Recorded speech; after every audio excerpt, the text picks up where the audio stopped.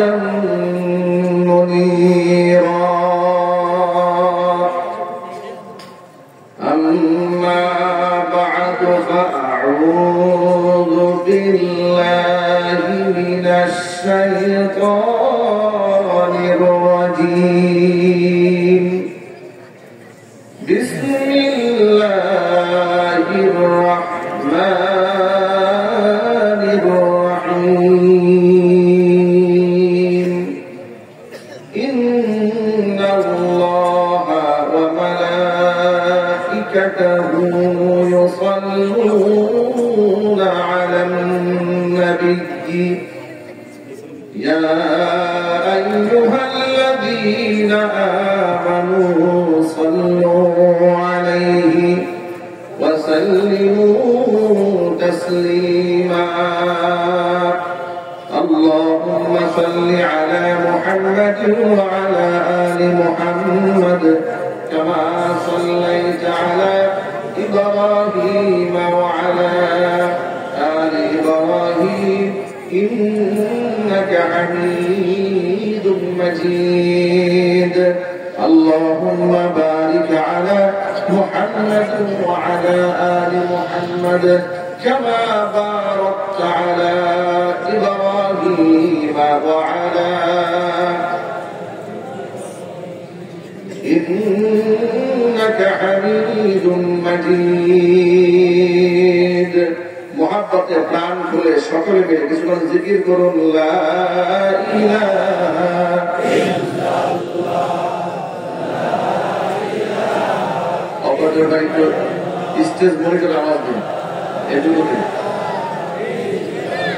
লা ইলাহা ইল্লাল্লাহ লা ইলাহা ইল্লাল্লাহ লা ইলাহা ইল্লাল্লাহ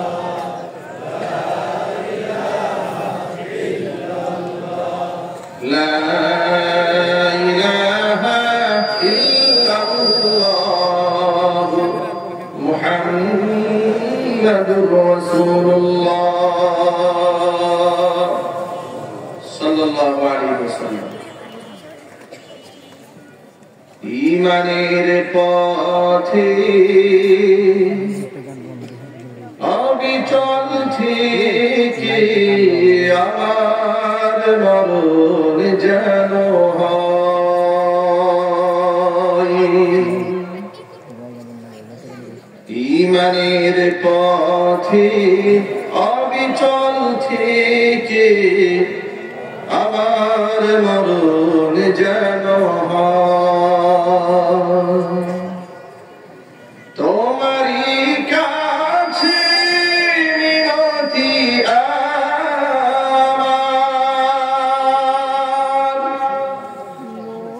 তোমারই কাছে মিনতি আমার মহামহিম দয়াময় ঈমানের পথে অবিচল থেকে আমার মরণ যেন হয় ঈমানের পথে অবিচল থেকে আমার মরণ যেন হয়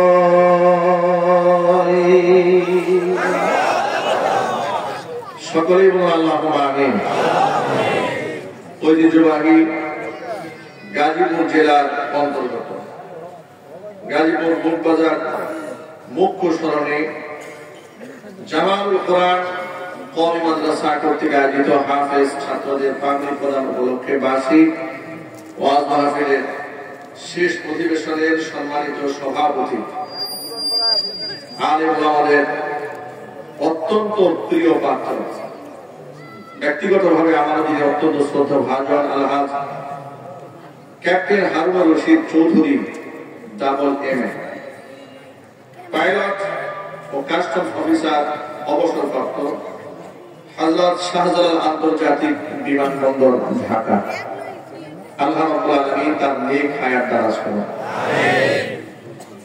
আলেমদের প্রিয় ভাজন হয়ে থাকা এটা আল্লাহর কাছে মাকবুল হওয়ার এটা বড় একটা আলামত। সাহাবায়ে কেরাম রাদিয়াল্লাহু তাআলা আনহুম আজমাইন, তাদের মধ্যে উসামা ইবনে যায়েদ রাদিয়াল্লাহু তাআলা আনহু রাসূলের নাতি হয়, পালক পুত্র যায়েদ রাদিয়াল্লাহু তাআলা আনহুর ছেলে। তার উপাধি ছিল হিব্বু রাসূলিল্লাহ সাল্লাল্লাহু আলাইহি ওয়াসাল্লাম। তিনি ছিলেন রাসূলের ভালোবাসার পাত্র। হাদিসের ওই ভাষ্য অনুযায়ী আমরা বলতে পারি ক্যাপ্টেন হারুন রশিদ চৌধুরী সাহেব তিনি হচ্ছেন হিব্বুল উলামা, উলামাদের ভালোবাসার পাত্র। আল্লাহ রাব্বুল আলামিন দ্বীন ইসলামের খেদমতে আল্লাহ পাক তাকে কবুল করেন। তার হৃদয়কে আল্লাহ পাক আরো অনেক বেশি প্রশস্ত বানিয়ে দেন। তার সন্তানদেরকে আল্লাহ তাআলা কবুল করেন। উপস্থিত আজকে এই ওয়াজ মাহফিলের সম্মানিত প্রধান অতিথি ডক্টর মোহাম্মদ আশিক কবির চৌধুরী সাহেব, dean school of under graduate studies, জাতীয় বিশ্ববিদ্যালয় বাংলাদেশ। এমন একজন সম্মানিত মেহমানকে আজকে ওয়াজ মাহফিলে পেয়ে আমরা নিজেরা পুলকিত অনুভব করছি এবং আমরা তাকে অন্তরস্থল থেকে মোবারকবাদ জানাচ্ছি। আল্লাহ রাব্বুল আলামিন এমন একজন শিক্ষাবিদকে দ্বীন ইসলামের খেদমতে কবুল করে নেন এবং তার শিক্ষা কার্যক্রম সঠিকভাবে আঞ্জাম দেওয়ার তৌফিক আল্লাহ পাক তাকে দান করেন। এছাড়াও আমন্ত্রিত আজকের উদ্বোধক মুফতি আব্দুল কাদের মোল্লা, এমডি জীবন হজ গ্রুপ বাংলাদেশ, অর্থ সচিব হজ অ্যাসোসিয়েশন অফ বাংলাদেশ। মুহতারাম মুফতি আব্দুল কাদের মোল্লা, আল্লাহ পাকের এই বান্দা বিভিন্ন মাহফিলে নিজের পক্ষ থেকে ডোনেশন করেন, অর্থ প্রদান করেন, সহযোগিতা করেন বিভিন্ন মাহফিলে, বিভিন্ন সামাজিক কর্মকাণ্ডে। আমরা তার জন্য অন্তঃস্থল তুলে দোয়া করি আল্লাহ পাক তার ইলমে, তার আমলে, তার খিদমাতে বারাকাত দান করেন। আমিন। এছাড়া আমন্ত্রিত বিশেষ অতিথিবৃন্দ, হাজারাত উলামায়ে কেরাম, মুরব্বিয়ানে ইসলাম, অত্র এলাকা এবং পার্শ্ববর্তী এলাকা বিভিন্ন প্রান্ত থেকে ছুটে আসা দিন দরদি, ইমানদার, পরহেজগার, মুত্তাকি মুসলিম ভাইরা, পর্দার অন্তরে অবস্থানরত আমাদের সকলের শ্রদ্ধাভাজন পর্দানিশীন মা এবং বোন, মহান আল্লাহ রাব্বুল আলামিনের দরবারে আলিশান লাখো কোটি শুকরিয়া আদায় করছি যে মহান মহিম জগদ্দল পাথরের মতো চেপে বসা এক দাপট এবং ক্ষমতাধর স্বৈরাচারীর জুলুম থেকে, নির্যাতন থেকে, শোষণ থেকে, জুলাই আগস্টের বিপ্লবের গণ অভ্যুত্থানে আল্লাহ রাব্বুল আলামিন আমাদেরকে নতুন বাংলাদেশ উপহার দিয়ে স্বৈরাচারীর কবল থেকে আমাদেরকে মুক্ত করে দিয়েছেন। আলহামদুলিল্লাহ। স্বাধীনভাবে কথা বলার মতো পরিবেশ তৈরি করে দিয়েছেন। এখন স্টেজে ওঠার আগে কেউ আমাদেরকে বলে না হুজুর দেশের অবস্থা ভালো না, একটু বুঝে শুনে ওয়াজ করবে, কেউ একটা স্লিপ দেয় না আমাদেরকে। অথচ আগে স্বৈরাচারী আমলে এমন মানুষের খুব কম পেয়েছি যেখানে আমাদেরকে স্লিপ দেওয়া হয় না। মাহফিলের পারমিশন নিতে গিয়ে থানায় বেনামাজিদের পিছনে দৌড়াতে দৌড়াতে অবস্থা খারাপ হয়ে যায়। আলেমরা কি বয়ান করবে সেই বক্তব্য শিখাই দিতে জাহেলরা। একটু জোরে বলতে হবে, ঠিক কিনা বলো? আচ্ছা, আলেমরা কি ওয়াজ করবে সেটা কি জাহেলরা শিখাই দেবে? আলেম এত বছর পড়াশোনা করে কি করলো? তোমার মতো পেশাব করে পানি নেওয়া না, দাঁড়ায় তুমি পেশাব করো, তোমার কাছ থেকে শিখতে হবে। বেনামাজি লোকেরা আমাদের উপর খবরদারি করছে। মাহফিল মঞ্চে এসে আলেমদেরকে অপমান করেছে এমন শত শত নজিরা এদেশে আছে না? আছে। বক্তার সামনে থেকে মাইকটা কেড়ে নিয়েছে, পোস্টার হয়েছে আগামীকাল কাশিমপুর ফুটবল মাঠে আমার মাহফিল। কাশিমপুর জোন অঞ্চলে বিরাট একটা ফ্যাক্টরি আছে মাল্টিফ্যাবস। এই মাল্টিফ্যাবস লিমিটেডে আজ থেকে 2 বছর আগে তারা আমার নামে পোস্টারও করেছে, সব করেছে। মাহফিল হবে, পোস্টার লাগানো হবে। সিটিএসবি লোকেরা বলেছে মাদার হুজুর ওয়াজ করতে পারবে না। জিজ্ঞেস করা হলো অপরাধটা কি বলেন, তাহলে কোনো অসুবিধা? বলে কোনো কারণ নাই, করতে দেবো না, বাস এটা। মানে তারা এমন দাম্ভিকতার মধ্যে পড়ে গিয়েছিল, তাদের দেখে, তাদের আচরণ দেখে মনে হতো আমরা হচ্ছি এই রাষ্ট্রের ভাড়াটিয়া, ওরা হচ্ছে এই রাষ্ট্রের মালিক। দাম ভিক্ষা আল্লাহ পছন্দ করেন না, অহংকার করা আল্লাহ বরদাস্ত করেন না। আল্লাহ পাক এমন ভাবে মালিকগিরি বের করে দিয়েছে, এমন ভাবে মালিকগিরি বের করে দিয়েছে, যাদেরকে এই দেশের ভাড়াটিয়া মনে করত তারা সম্মান নিয়েছিল, আছে, ভবিষ্যতেও থাকবে ইনশাআল্লাহ। আর এই দেশের প্রকৃত সম্মানিত ব্যক্তিদেরকে যারা ইজ্জত করেছে আল্লাহ রাব্বুল আলামিন অপমানিত করে, লাঞ্ছিত করে, চরম অবস্থায় দাঁড়িয়ে দিয়েছে। সুতরাং আল্লাহ পাক আমাদেরকে এত সুন্দর পরিবেশ দিয়েছেন কোরআন সুন্নাহ থেকে কথা বলার জন্য। আপনারা খুশি না রাজা? কম না বেশি? হৃদয়ের সবটুকুন ভালোবাসা উজাড় করে শ্রদ্ধা জড়িত কণ্ঠে মহান মনিবের শেখানো ভাষায় শরীর উজাড় করছি। জবান ছেড়ে দিয়ে সকলে একযোগে বলছি আলহামদুলিল্লাহ। রব্বানা লাকাল হামদ হামদান কাসীরা طيبا مباركا فيه ربنا لك الحمد كما ينبغي لجلال وجهك وعظيم سلطانك। আল্লাহ রাব্বুল আলামিন আজকের ওয়াজ মাহফিলকে কবুল করুন। আমিন। জামালুল কোরআন কওমি মাদ্রাসাকে আল্লাহ তাআলা কিয়ামত পর্যন্ত কবুল করুন। আমিন। মাদ্রাসার সমস্ত হাজাত আল্লাহ তাআলা তার গায়বের খাজানা থেকে মিটিয়ে দিন। আমিন। অক্লান্ত পরিশ্রম করে এই জান্নাতের বাগান যারা সাজিয়েছেন, দূর দরাজ থেকে শোনার জন্য যারা এসেছেন, আল্লাহ তাআলা যেন খালি হাতে কাউকে ফিরিয়ে না দেন, সকলকে বেগুনাহ মাসুম হিসেবে আল্লাহ তাআলা কবুল করুন। আমিন। অত্র এলাকার সমস্ত মুর্দেগানের কবরে আযাব আল্লাহ তাআলা কিয়ামত পর্যন্ত বন্ধ করে দিন। আমিন। কাল হাসরের কঠিন ময়দানে এই আয়োজন আল্লাহ তাআলা আমাদের সকলের নাজাতের জরিয়া হিসেবে কবুল করুন। আমিন। বন্ধুগণ, এই পৃথিবীতে এসেছে আল্লাহ পাকের দাসত্ব এবং গোলামি করার জন্য। নেককার বান্দা হতে চায়, বক্কার হতে চায় না।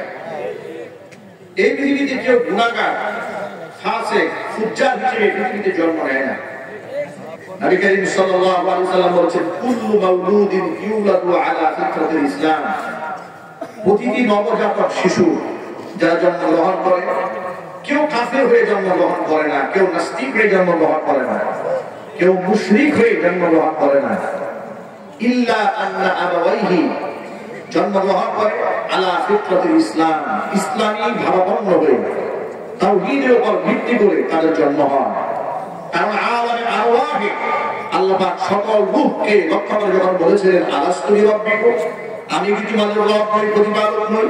তারা সকলে বলেছিল ক্বালু বালা, নিশ্চয়ই আপনি আমাদের রব।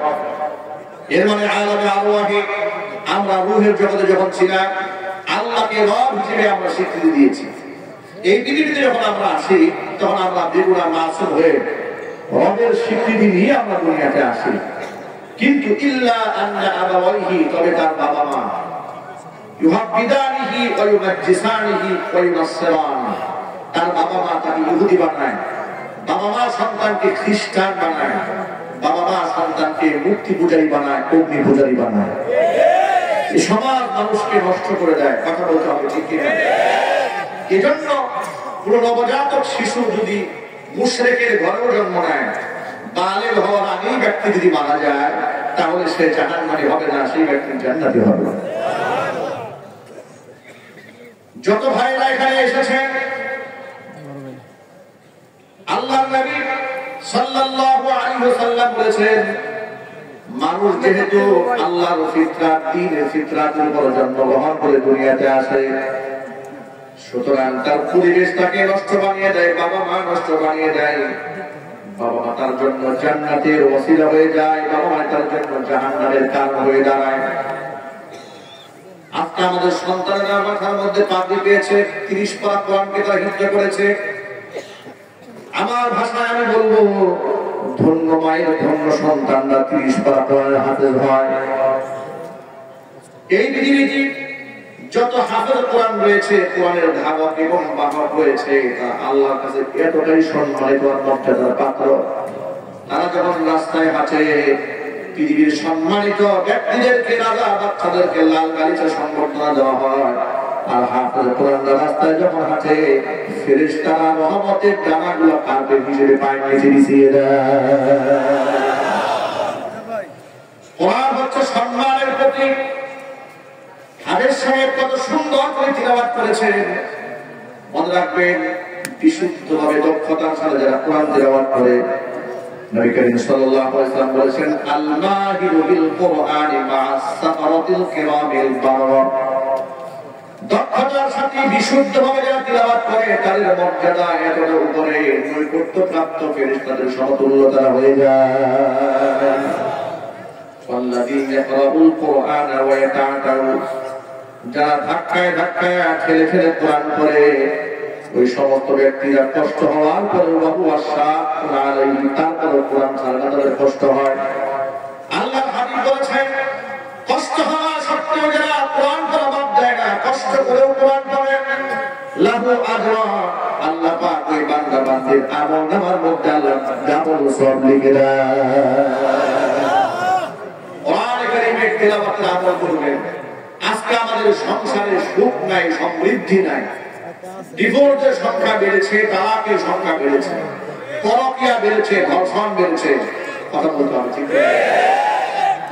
কি নাই আমাদের বলেন? আজ থেকে 50-52 বছর আগে লোক সংখ্যা কম ছিল, জনসংখ্যা কম ছিল, অভাব ছিল, অনটন ছিল।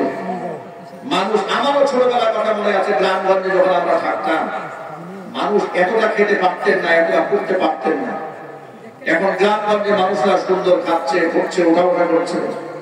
এত কিছু থাকার পরেও কেন সমাজের মধ্যে বিপদের সংখ্যা বাড়বে? কেন তালাকের সংখ্যা বাড়বে? আগে খেয়ে না খেয়ে স্বামীর সাথে মাঠে ঘাটে মহিলারা দিনের বেলায় প্রচন্ড রোদে কাজ করেছে, কৃষক স্বামীর জন্য খাবার বাছাই করে বহন করে শেষ পর্যন্ত পৌঁছে দিয়েছে। এত কষ্টে জীবিকা নির্বাহ করেছে, সংসার করেছে, 5-7টা সন্তানের জনক জননী হয়েছে। সংসারে এত অভাব থাকার পরও তালাক হয়নি, ডিভোর্স হয়নি।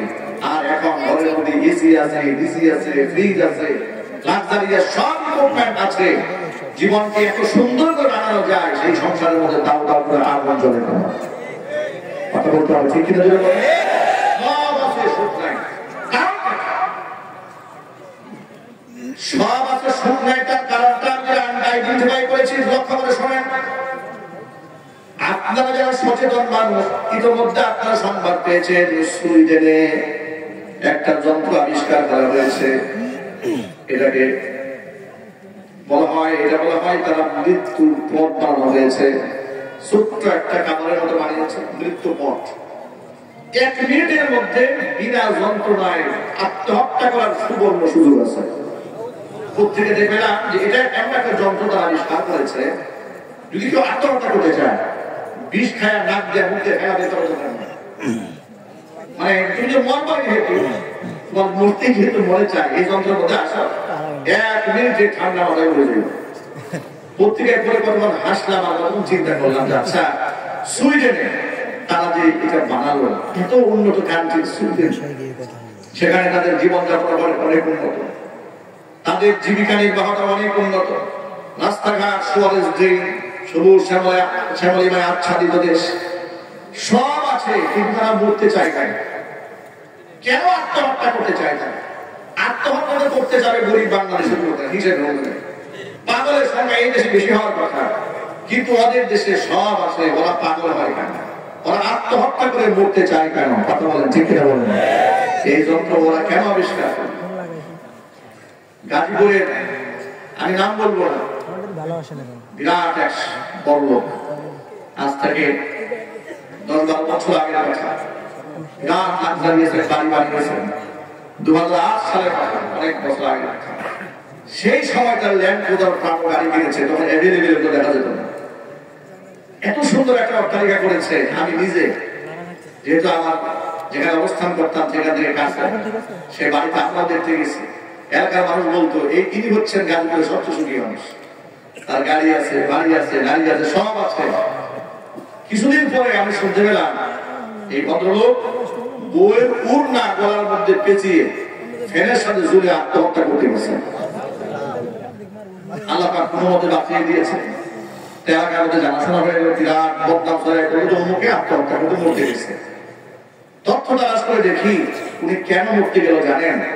মরতে গিয়েছে, তার ঘর আছে, বাড়ি আছে, সংসার আছে, সব আছে, তার বউ নিজের গাড়ির ড্রাইভারের সাথে পালিয়ে গেছে।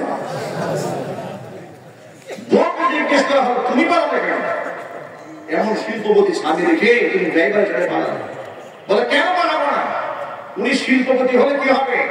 উনি তো পর্ণালীতে আসক্ত। উনি বাড়ির ছাদের উপরে ইয়াবা ট্যাবলেটের আসর জমিয়েছে, উনি মদের আসর জমিয়েছে, গাঁজার আসর জমিয়েছে। আপনারা বাহির থেকে চাকচিক্য দেখলেই হবে, কিন্তু ঘরের মধ্যে জাহান্নামের আগুন জ্বলে, এটা তো আপনারা দেখেন না। আমার সেদিন মনে পড়েছে, মানুষ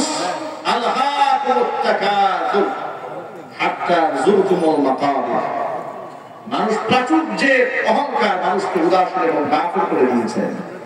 কথা বলতে হবে, ঠিক কিনা বলেন? মনে রাখবেন ভাই আমার, গাড়ি বাড়ি নারী সব থাকার পরেও তারা আত্মহত্যা করে মরতে চায় কেন? তার কারণ হচ্ছে গাড়ি বাড়ি এগুলা হচ্ছে সুখের উপকরণ বটে, কিন্তু সুখের মালিক নয়। সুখের মালিককে আরো জোরে বলেন, সুখের মালিক আল্লাহ রাব্বুল আলামিন। কোরআন বলেছে, আলা বিযিকিরিল্লাহি তাতমাইন্নুল কুলুব। মনে রেখো, আল্লাহর জিকিরে অন্তর প্রশান্তি লাভ করে। জোরে বলেন সুবহানাল্লাহ। আল্লাহর সাথে সম্পর্ক বানান। আপনাকে নিরাপত্তা দেওয়ার জন্য কোন লোক লাগবে না, কোন লোক দিয়ে আপনাকে পাহাড় দিতে হবে না। স্বয়ং আল্লাহ রাব্বুল আলামিন আপনার নিরাপত্তার ব্যবস্থা আল্লাহর পক্ষ থেকে নিজেই করে নেবে। ঘরের মধ্যে সুখ নাই কেন দেখেন? আমার ছোটবেলার কথা এখনো মনে পড়ে। ছোট্টবেলায় যখন আমি প্রাইমারি স্কুলে পড়তাম, স্পষ্ট মনে আছে, ফজর নামাজটা আমি জামাতের সাথে মসজিদে গিয়ে তখন আদায় করেছি। শিশুকালে জামাতে নামাজ পড়তাম এবং কায়দা নিয়ে, বড় লম্বা কায়দা নিয়ে দৌড়ে মক্তবে ফুরকান নিয়ে মাদ্রাসায় যেতাম। সকালবেলা মক্তবের কাজ শেষ করে যখন বাড়ি ফিরতাম, তখন আমরা আমাদের কানে নিজ কানে আওয়াজ শুনতে পেতাম। আমাদের মা, আমাদের চাচি, আমাদের দাদি, তারা গুনগুন করে কোরআন তেলাওয়াত করছে। তাদের তেলাওয়াতের সেই গুনগুন আওয়াজ ঘরের বাহির থেকে শোনা যেত। আজকে আমাদের ঘরের মধ্যে আছে টেলিভিশন, ঘরের মধ্যে আছে ডিশ অ্যান্টিনা, যার জন্য ঘরের মধ্যে রাত 12টা, 1টা, 2টা পর্যন্ত নাটক চলে, সিনেমা চলে। রাত 2টা, 3টা পর্যন্ত নাটক আর সিনেমা যে ঘরে চলে, ওই ঘরের মধ্যে তো ফজরের নামাজ হওয়ার প্রশ্ন আসে না। সব আছে, এসি আছে, ফ্রিজ আছে, মডার্ন ইকুইপমেন্ট সব আছে। হাই লাক্সারিয়াস লাইফ লিড করার পরেও ঘরের মধ্যে সুখ নাই, ঘরের মধ্যে শান্তি নাই। মা বোনেরা কথাগুলো মনোযোগ সহকারে শোনেন, বাবারাও কথাগুলো গুরুত্ব সহকারে শোনেন।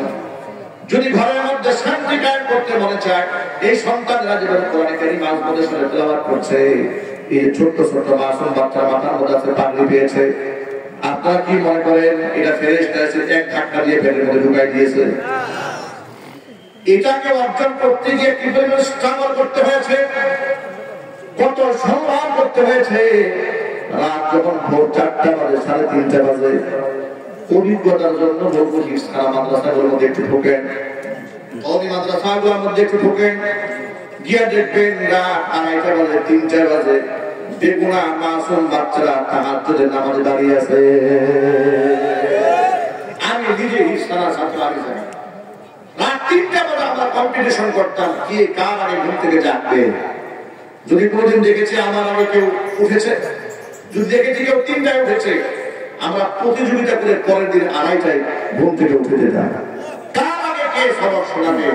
আল্লাহ কোরআনকে যারা এমন মহব্বত করে অন্তরে ধারণ করে, আল্লাহ পাকের কাছে তাদের সীমাহীন মর্যাদা রয়েছে। কত সম্মান হয় শোনেন।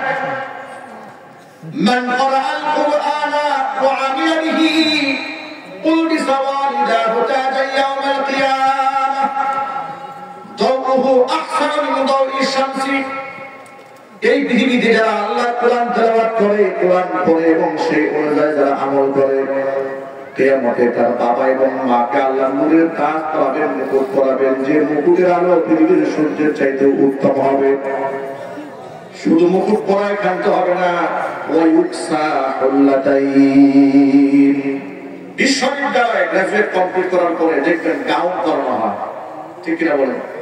সম্মান হিসেবে গাউন করানো হয়, মাথায় একটা ক্যাপ দেওয়া হয়, কারণ তারা বিরাট একটা স্টেজে পৌঁছে গেছে, এর সম্মান দেওয়া হচ্ছে তাদেরকে। আল্লাহর পক্ষ থেকে হাফিজ কোরআনের বাবা এবং মাকে গাউন করানো হবে। আরো আস্তে সুবহানাল্লাহ পড়েন। তবে সেই গাউনটা আমাদের দেশের পলিথিনের প্লাস্টিকের কাপড়ের গাউন নয়। কেমন গাউন করাবে? কোরআন হাদিস থেকে শুনে আল্লাহ বলেন ওয়ায়ুকসা কুল্লাতাইন, এমন গাউন এমন পোশাক এদেরকে পরানো হবে, লা তাকুমু লাহুমাদ দুনিয়া, এত দামি সেই পোশাকের মূল্য হবে নবী যে বলেছেন গোটা পৃথিবী বিক্রি করলেও সেই পোশাকের মূল্য দেওয়া যাবে না। বাবা মারা এই পোশাক করে খুব প্রাউড ফিল করে থাকবে, গর্ববোধ করে থাকবে এবং অবাক হবে, বিস্মিত হবে। তারা জিজ্ঞেস করবে বিমা কাছাই জানা, আল্লাহ কি আমল করলাম এত দামের পোশাক আমাদের তুমি পরালে, কি করেছে দুনিয়াতে? আল্লাহর পক্ষ থেকে জবাব দেওয়া বলা হবে তোমাদের সন্তানরা কোরআন পড়েছিল আর তোমরা সন্তানদেরকে কোরআনের ধারক এবং বাহক বানিয়েছে বিধায় আজকে তোমাদেরকে এই সম্মানের পোশাক পরিয়ে দেওয়া হলো। এমন সম্মান আল্লাহর পক্ষ থেকে আমাদের পেতে মনে চায় না ভাই? কার পেতে মনে চায়? হাত থেকে কার কার মনে চায়? আল্লাহ তুমি আমাদের সকলকে সম্মানিত করো, আমাদের ঘরে ঘরে 30 পারা করে হাফেজ তৈরি করে দাও। জোরে বলেন আমিন।